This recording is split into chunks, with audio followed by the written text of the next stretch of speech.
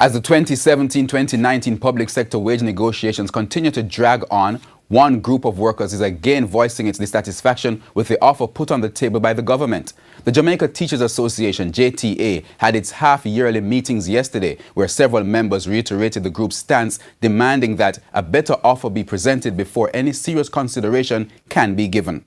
The government says while public sector wage negotiations are always difficult, the 2017-2019 talks have been more tedious than expected.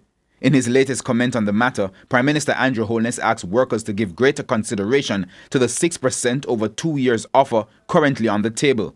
But speaking at two JTA half-yearly meetings in Manchester and St. James Friday evening, the association's president and former president again blasted the offer and utterances of the government in relation to the negotiations. For current JTA President Howard Isaacs, the 6% over 2 years offer means teachers will see a 3% increase for each year. By his calculations, a base 1 teacher earns $1.1 million per year, or $92,000 a month before tax and deductions. If we increase that by 3% in the first year, that goes up to an additional $33,329.64 per annum per year. $33,329.64 per annum. So per month, the teacher would get an increase of $2,777.47. And he notes that before tax and other deductions. JTA members have unilaterally reiterated that that is unacceptable. But in Mandeville, former President Byron Farquharson pointed out that it is still not the final figure.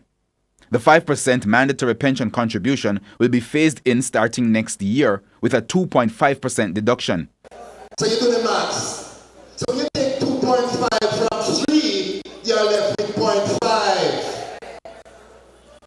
So colleagues, when you get this new salary, it works out to $393.47 before the tax. Both the current and former president noted that the government uses the IMF agreement as the reason for what the teachers call an unacceptable offer. They say a lot of things, but I never hear all of them. I heard that part. And I want you to continue to hear that when